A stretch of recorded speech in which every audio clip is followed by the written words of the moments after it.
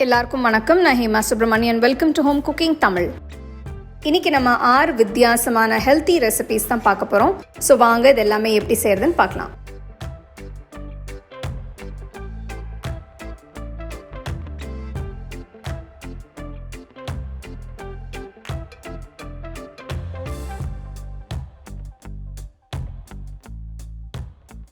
நான் 2 வகையான வெந்தயக்கீரை வாங்கி வச்சுருக்கேன். இது பெரிய வெந்தயக்கீரை. இதோட இலையை பார்த்தீங்கன்னா தெரியும், கொஞ்சம் பெரிய சைஸில் இருக்கும். இது சின்ன வெந்தயக்கீரை. இன்னைக்கு புலாவ் செய்யறதுக்கான பெரிய வெந்தயக்கீரை பயன்படுத்துகிறேன். வெந்தயக்கீரை நம்ம ஆரோக்கியத்துக்கு ரொம்ப நல்லது. நம்முடைய டெய்லி சமையலில் இந்த கீரையை கொஞ்சம் சேர்த்துக்கலாம். நீங்கள் சப்பாத்தி செய்கிறப்ப, பருப்பு செய்கிறப்ப, இல்லைன்னா கார்னிஷ்க்கு கூட இதை யூஸ் பண்ணலாம். வெந்தயக்கீரையை யூஸ் பண்ணி நிறைய ரெசிபிஸ் இருக்குது. நான் புலாவ் ப்ரெஷர் குக்கரில் செய்ய போகிறேன். 2 டீஸ்பூன் நெய் ஊற்றுங்க. இது 1 பாட் ரெசிபி. கூட 1 டேபிள் ஸ்பூன் எண்ணெயை ஊற்றுங்க. இதில் பட்டை, கிராம்பு, ஏலக்காய், அன்னாசிப்பூ, பிரியாணி இலை, 2 பெரிய வெங்காயம் மெல்லிசா நறுக்கி போடுங்க.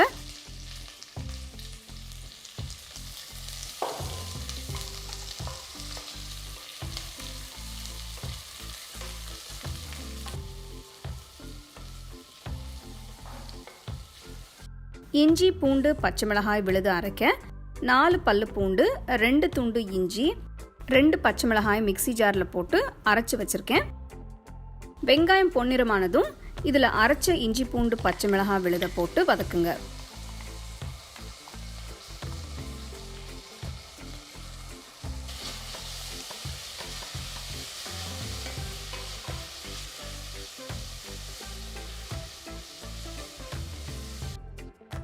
இதில் ஒரு பெரிய தக்காளி நறுக்கி போட்டு கிண்டுங்க.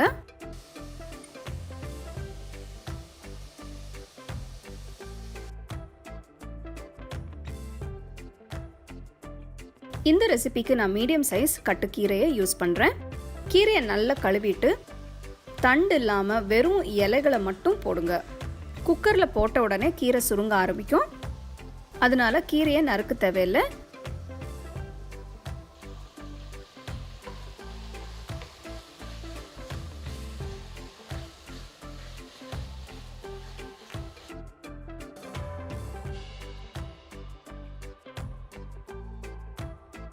ஒரு டீஸ்பூன் உப்பு, 2 டீஸ்பூன் மிளகாய்த்தூள்.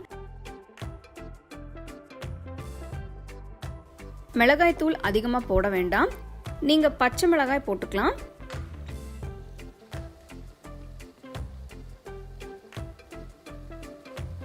நான் 1 கப் பாஸ்மதி ரைஸ் எடுத்திருக்கேன். இது 250 கிராம் ml கப். வேணும்னா நீங்கள் அரிசியை 10 நிமிஷம் ஊற வச்சுக்கலாம்.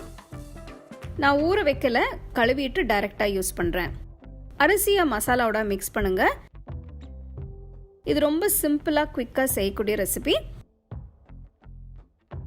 தண்ணி ஊற்றுறதுக்கு முன்னாடி நான் கொஞ்சம் புதினா எல்லாம் போடுறேன். ஆனால் இது ஆப்ஷனல், நான் வாசனைக்காக போடுறேன். 1 கப் அரிசிக்கு நான் 1.25 கப் தண்ணி ஊற்றுறேன்.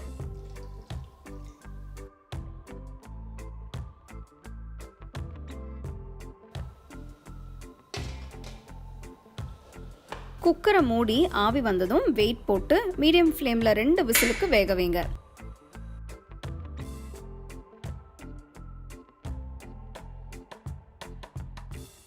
விசில் வந்த உடனே குக்கரை திறக்க வேண்டாம், ப்ரெஷர் போகிற வரைக்கும் அப்படியே வைங்க.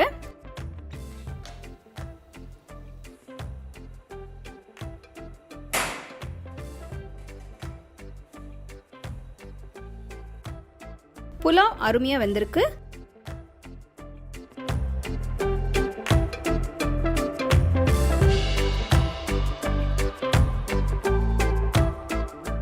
மேலே கொஞ்சம் முந்திரி பருப்பு பொன்னிறமாக வறுத்து போடலாம். சிம்பிளான வெந்தயக்கீரை புலாவ் இப்போ தயார்.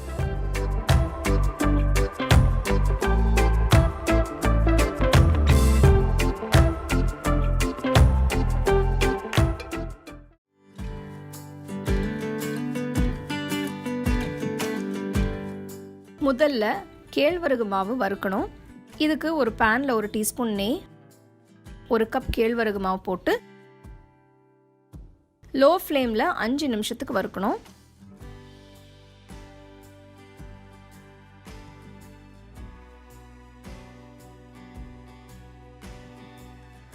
நெக்ஸ்ட் முந்திரி பருப்பை வறுக்க போகிறேன். இதுக்கு தாளிக்கிற கரண்டியில் 1 டீஸ்பூன் நெய் ஊற்றி முந்திரி பருப்பு போட்டு பொன்னிறமாக வறுத்து எடுத்து வச்சுருங்க.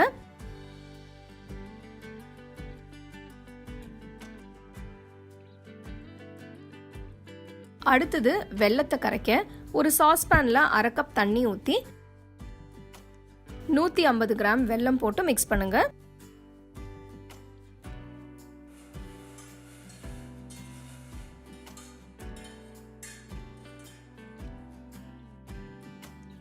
வெல்லம் கரைஞ்சிருச்சு. 2 நிமிஷத்துக்கு கொதிக்க விடுங்க. ஸ்டவ் ஆஃப் பண்ணிடுங்க. வெல்லப்பாகு ஆறி ரூம் டெம்பரேச்சருக்கு வந்ததும் வடிகட்டி எடுத்து வச்சிருங்க.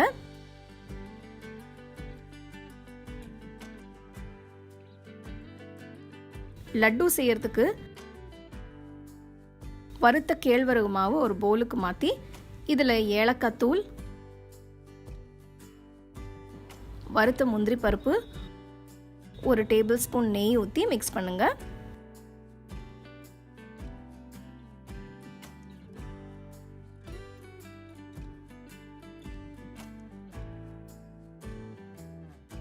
வெல்லப்பாகு கொஞ்சம் ஊற்றி ஃபர்ஸ்ட் மிக்ஸ் பண்ணுங்க.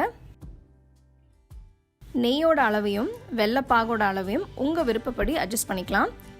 நான் கிட்டத்தட்ட 2-3 டேபிள் ஸ்பூன் வெல்லப்பாகு ஊற்றிருக்கேன்.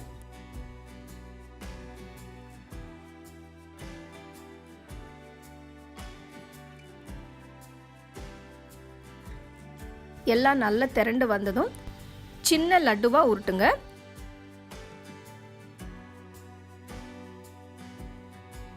அருமையான ஆரோக்கியமான கேழ்வரகு லட்டு ரெடி. ஸோ கண்டிப்பாக இந்த ரெசிபியை ட்ரை பண்ணுங்க.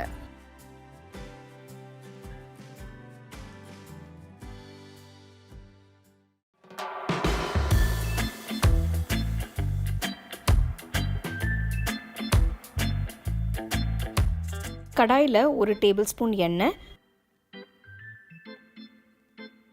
1 டீஸ்பூன் நெய் ஊற்றி 1/2 டீஸ்பூன் ஜீரகம்,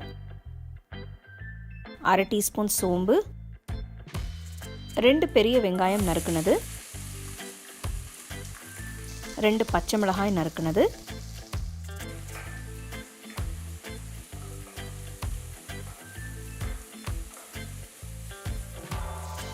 வெங்காயம் பாதி வதங்கினதும் ஒரு மீடியம் சைஸ் குடமிளகாய் சின்ன துண்டுகளாக நறுக்கி போடுங்க.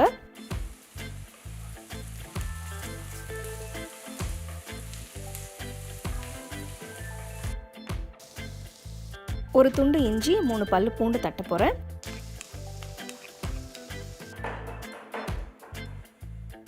தட்டின இஞ்சி பூண்டு போடுங்க.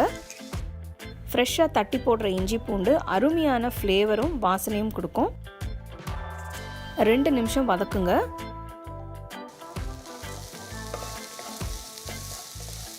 பச்சை வாசனை போன பிறகு பொடியை நறுக்கின தக்காளி ஒன்று போட்டு மிக்ஸ் பண்ணுங்க.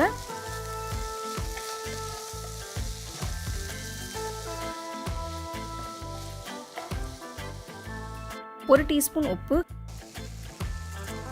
1/4 டீஸ்பூன் மஞ்சத்தூள், 2 டீஸ்பூன் காஷ்மீரி மிளகாய் தூள், 1 டீஸ்பூன் சீரகத்தூள், 1 டீஸ்பூன் தனியாத்தூள். எல்லா மசாலா தூளையும் போட்ட பிறகு நல்லா மிக்ஸ் பண்ணி 2 நிமிஷத்துக்கு வதக்குங்க. இந்த ரெசிபிக்கு நான் 200 கிராம் பன்னீர் எடுத்திருக்கேன். இதை சின்ன துண்டுகளை கட் பண்ணி கையில் உதுத்துக்கோங்க, அதாவது கிரம்பிள் செய்யுங்க.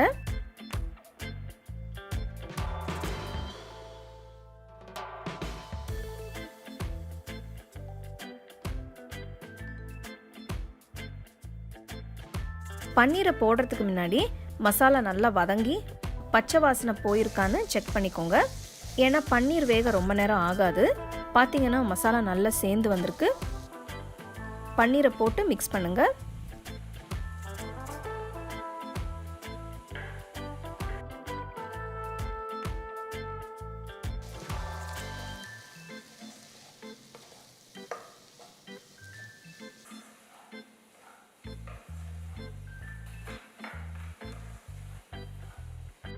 இப்போ 1/4 டீஸ்பூன் கரம் மசாலா தூவுங்க. பன்னீர் சீக்கிரமாக வெந்துடும். ரொம்ப நேரம் வச்சிங்கன்னா ட்ரை ஆகிடும். கடைசியில் பாதி எலுமிச்சை பழத்தோட சாறு, கொத்தமல்லி இலை இதையும் சேர்த்து லைட்டாக மிக்ஸ் பண்ணுங்கள். அருமையான ஈஸியான பன்னீர் புர்ஜி ரெடியாக இருக்குது.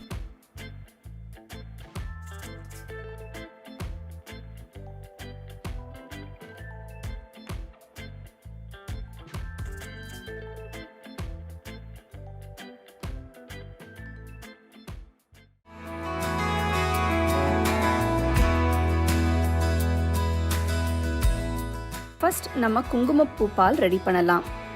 அதுக்கு நான் 1.5 லிட்டர் பால் எடுத்திருக்கேன்.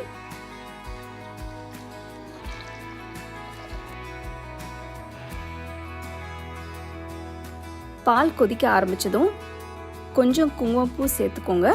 நான் ஒரு பெரிய சிட்டிகை அளவு சேர்த்துருக்கேன். இப்போ அடுப்பை ஆஃப் பண்ணுங்க. குங்குமப்பூ பால் தயாராகிடுச்சு, எடுத்து வச்சிருங்க. தண்டாய் மிக்ஸ் செய்யறதுக்கு தேவையான பொருட்களை ஊற வைக்க போகிறேன். 1/4 கப் பாதாமை முன்னாடி நாள் நைட்டே நீங்கள் ஊற வச்சு யூஸ் பண்ணலாம். இல்லைனா 1 கப் சுடு தண்ணி ஊற்றி 6 மணி நேரம் ஊற வைங்க.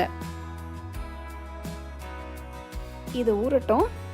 இன்னொரு பாத்திரத்தில் நான் 1/4 கப் முந்திரி பருப்பு, 1/4 கப் பிஸ்தா, 1/4 கப் முலாம்பழம் விதை, 1.5 டேபிள் ஸ்பூன் கசகசா, 2 டேபிள் ஸ்பூன் சோம்பு, 2 டீஸ்பூன் மிளகு,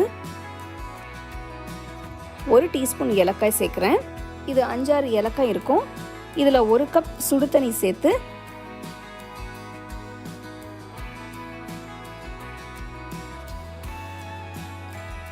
இந்த மிக்ஸ்சரை 6 மணி நேரம் ஊற வைங்க. பாதாம் நல்லா 6 மணி நேரம் ஊறிடுச்சு. இப்போ பாதாமில் தோல் எடுத்துட்டு தனியாக வைக்கிறேன். அடுத்து நம்ம 6 மணி நேரம் ஊற வச்ச முந்திரி, பிஸ்தா எல்லாம் சேர்த்து இந்த மிக்ஸ்சரை தண்ணி இல்லாமல் ஒரு மிக்சர் ஜாரில் போடுங்க. ஊற வச்ச பாதாமை சேர்க்குறேன். அப்புறம் கொஞ்சம் காஞ்ச ரோஜா இதழ்கள் சேர்க்குறேன். ஒருவேளை உங்ககிட்ட ரோஜா இதழ்கள் இல்லைன்னா நீங்கள் ரோஸ் எசன்ஸ் கூட யூஸ் பண்ணலாம். இப்போ இதை நல்லா பேஸ்ட்டாக அரைச்சிக்கோங்க. வேணும்னா நீங்கள் தண்ணி இல்லைன்னா பால் சேர்த்து நல்லா பேஸ்ட்டாக அரைக்கலாம். நான் இப்போ கொஞ்சம் தண்ணி ஊற்றி அரைக்கிறேன்.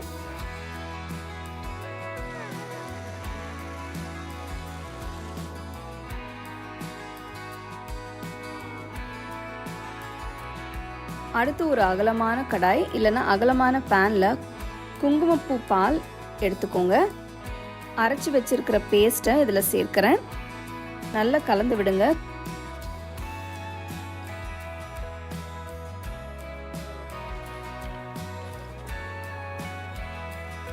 கடைசியாக 3/4 கப் சர்க்கரை சேர்த்து மிக்ஸ் பண்ணுறேன். வேணும்னா 1 கப் அளவு கூட சர்க்கரை சேர்க்கலாம். உங்கள் டேஸ்ட்டுக்கு ஏற்ற மாதிரி அளவை அட்ஜஸ்ட் பண்ணிக்கலாம். இப்போ அடுப்பு ஆஃப் பண்ணிடுங்க. இதில் 1/4 டீஸ்பூன் ரோஸ் எசன்ஸ் சேர்த்து மிக்ஸ் பண்ணுங்க. நம்மளோட தண்டாய் இப்போ ரெடி ஆயிடுச்சு. ஆறுனதுக்கப்புறம் ஃப்ரிட்ஜில் வச்சு சில்லுன்னு பரிமாறுங்க.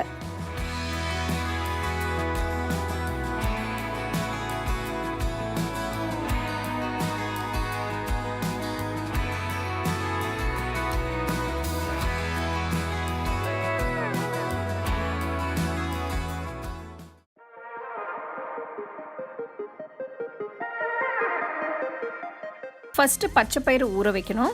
நான் 1 கப் பச்சைப்பயிறு எடுத்து கழுவி தண்ணி ஊற்றி வச்சுருக்கேன். இது அட்லீஸ்ட் 8 மணி நேரம் ஊறணும். முடிஞ்சால் நைட்டு ஃபுல்லாக ஊற வச்சுருங்க. 8 மணி நேரம் கழித்து பயிறு நல்லா ஊறி உப்பி இருக்குது. இதை மிக்சர் ஜாரில் போட்டு அரைச்சிக்கோங்க. மாவு நல்லா மையாக இருக்கணும். இதை ஒரு பவுலில் எடுத்து வச்சுருங்க. நான் 1/2 கப் உளுத்தம்பருப்பு எடுத்து கழுவி தண்ணி ஊற்றி வச்சுருக்கேன். 2 மணி நேரம் ஊறணும். உளுந்து 2 மணி நேரம் ஊறிடுச்சு. தண்ணியை வடிகட்டி மிக்சியில் போட்டு கொஞ்சம் தண்ணி ஊற்றி நல்லா மையாக அரைச்சிக்கோங்க. உளுந்து மாவு ரெடி. நல்ல மையாக அரைஞ்சிருக்கு. இதை பயிறு மாவோடு போட்டு 1 டீஸ்பூன் உப்பு போட்டு நல்லா கலந்துருங்க.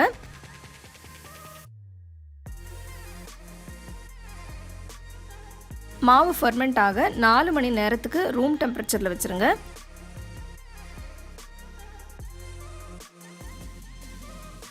இப்போ மாவு நல்லா புளிச்சிருச்சு.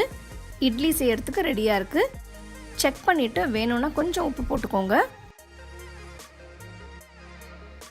இட்லி தட்டில் கொஞ்சம் எண்ணெயை தடவிக்கோங்க. செஞ்ச பயிறு மாவை இதில் ஊற்றுங்க. இட்லி பாத்திரத்தில் இல்லைன்னா ப்ரெஷர் குக்கரில் வச்சு வேக வைங்க.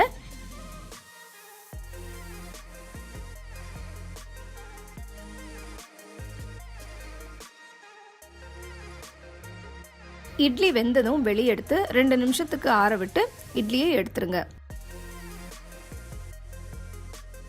இந்த அருமையான இட்லியை சட்னி சாம்பாரோட சூடாக சர்வ் பண்ணுங்க.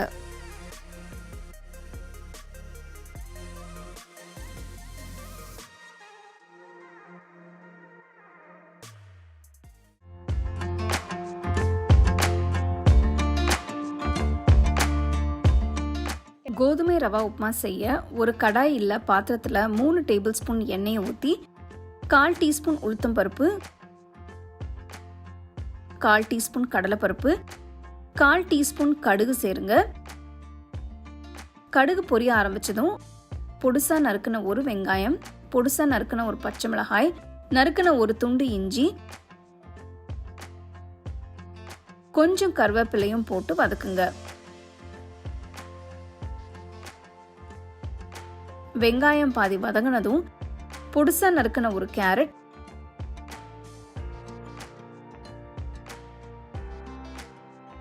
50 கிராம் பச்சை பட்டாணி,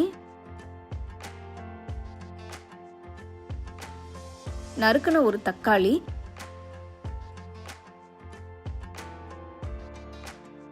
தேவையான அளவு உப்பு சேர்த்து நல்லா கலந்து விடுங்க. 5 நிமிஷம் வதங்கினதும் 1 கப் கோதுமை ரவைக்கு 2 கப் தண்ணி ஊற்றணும். நம்ம 1 கப் செய்யறதுனால 2 கப் தண்ணி ஊற்றுங்க. நம்ம ஊற்றின தண்ணி நல்லா கொதிக்கட்டும். கொதிச்சதும் கோதுமை ரவை சேர்த்து நல்லா கிண்டுங்க. நார்மலாக ரவை விட இந்த கோதுமை ரவை உப்புமா உங்கள் ஹெல்த்துக்கு ரொம்ப நல்லது. அது கூட நம்ம வெஜிடபிள்ஸும் சேர்க்கறதுனால இது இன்னும் ரொம்ப ஹெல்த்தியான பிரேக்ஃபாஸ்ட் அண்ட் டின்னர் ரெசிபி. ஸ்டோவை லோ ஃப்ளேமில் வச்சு பேனை மூடி தண்ணி வத்துற வரைக்கும் வேக விடலாம். பாருங்கள், இப்போ தண்ணி எல்லாம் வற்றி கோதுமை ரவை வெந்துருச்சு. ஸ்டோவை இப்போ ஆஃப் பண்ணிடலாம். மெதுவாக கலந்து விடலாம். கரெக்டான தண்ணி ஊற்றினா தான் உப்புமா கரெக்டான கன்சிஸ்டன்சிக்கு வரும். 1 கப் கோதுமை ரவைக்கு 2 கப் தண்ணி ரொம்ப கரெக்டான அளவு. இந்த அளவில் செஞ்சீங்கன்னா உப்புமா ரொம்ப நல்லா வரும். உப்புமா ரெடி ஆயிடுச்சு.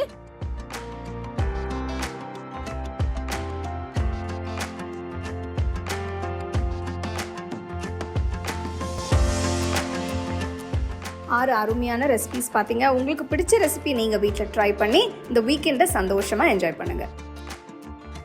உங்களுக்கு இந்த ரெசிபி பிடிச்சிருந்தா லைக் பண்ணி ஷேர் பண்ணி ஹோம் குக்கிங் தமிழ் சேனலுக்கு சப்ஸ்கிரைப் பண்ணுங்கள். மறக்காமல் பெல் ஐக்கானை கிளிக் பண்ணுங்கள்.